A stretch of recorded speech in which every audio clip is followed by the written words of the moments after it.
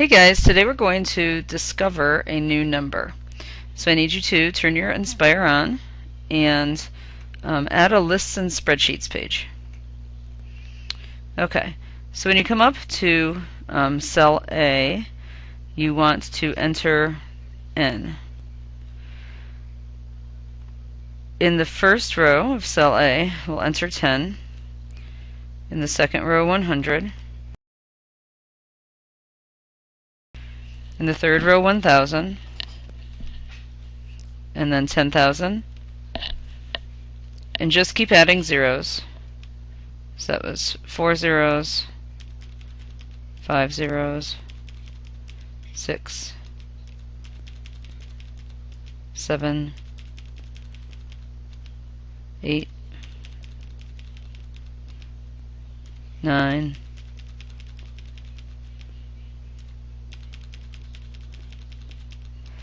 And get up to about 11 zeros. When you're done with that, in cell B, label it EE. And there's a reason we need to do two E's that you'll discover in a minute. And then we're going to do something we don't do much in this class, but you're going to, from that cell EE, press Enter so that you can enter a rule in our equation row. And I know we usually don't do that. Today's a special day. So you're in the equation row, press Enter again, and it's saying, what do you want EE to be equal to? Here's what you're going to do. You're going to type parentheses 1 plus the fraction 1 over n.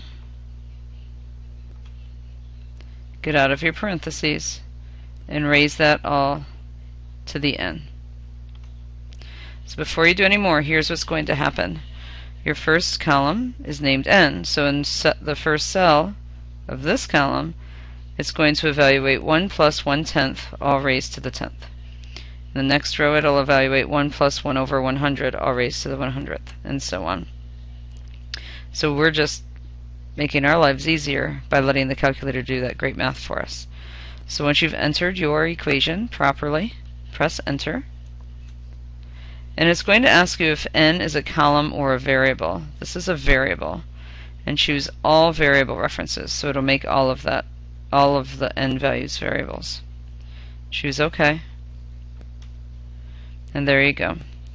So it's really interesting when you look at your calculator. In the beginning it leaves these things as fractions, which is fine. But as you scroll through, or arrow through your values of EE, there's another fraction in cell 2, and as you hover, it's really neat. It gives you the huge fraction. And then you can go down to cell 3, and it's automatically changed it to a decimal. It already can't handle those fractions. And then just keep scrolling through, and notice what's happening to these values. As your value for n keeps getting bigger, first it's 10, then 100, then 1,000. As n keeps getting bigger and bigger and bigger by powers of 10, just because it's easier to see, what's happening to your value of EE? We will notice it starts to seem the same when you look in just those little cells. But if you look at the bottom, it's giving you a better value for this number. And as you scroll through, keep looking at that bottom, and you'll see it is changing a little bit. But those first several digits always remain the same. And so what we have just discovered is a new irrational number. It's just like pi. It goes on forever. Non-repeating, non-terminating decimal. And its value is approximate value is 2.718. So we missed it again this year. We should have celebrated E Day on February 7th. Maybe we'll really celebrate it on February 7th, 2018. Anyway, we've just discovered a new irrational number named E, and its approximate value is 2.718. Okay, so let's take some paper notes about that.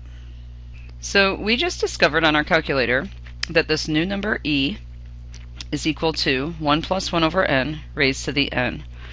as n approaches infinity. So as n gets larger and larger and larger, I get closer and closer to this irrational value, this irrational number e. We also saw that e is approximately 2.718. So we'll celebrate E Day, the big E Day, on February 7th, 2018. Okay, well, a couple other things you should know. E is named after the mathematician who discovered it.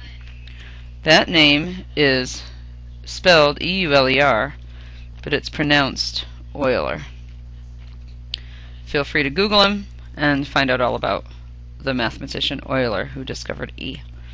So you also need to be able to do things with E, like graph. You could graph y equals e to the x. It's exponential. E is not a variable. It's the number 2.718-ish. And so you shouldn't be surprised that it'll look like all the rest of our exponentials. Anything to the 0 is 1. And it's a growth because e is 2.718. So it will look like that. Now e is between 2 and 3, so it'll be a little steeper than 2 and a little less steep than 3. Same asymptotes and everything. You'll also need to use e occasionally in formulas. There's a formula for continuously compounded interest, and it is a equals p times e raised to the RT. P is amount invested into a continuously compounded interest bank account. E is our number, our Euler's number. R is the interest rate, and T is time. So for example, I might invest $5,000 into an account that compounds interest continuously at an interest rate of 0.08 or 8% for 25 years. I can find out how much is in my account after that 25 years. So you would go to your calculator. You could just grab a calculator page since we're already in a document. Add a calculator page. And you would type in 5,000 times E. Now you can't use this number E. It doesn't work. The best E to use is this E, 2 buttons to the left of 1. And for reasons that we'll see later on as we do more with E, this is the perfect E button. You could come to the pi button. There is an E there, but notice it's not raised to anything. So again, the best E to use is this e to the x, 2 to the left of 1. So you use that, and then you just punch in what you need. So 0.08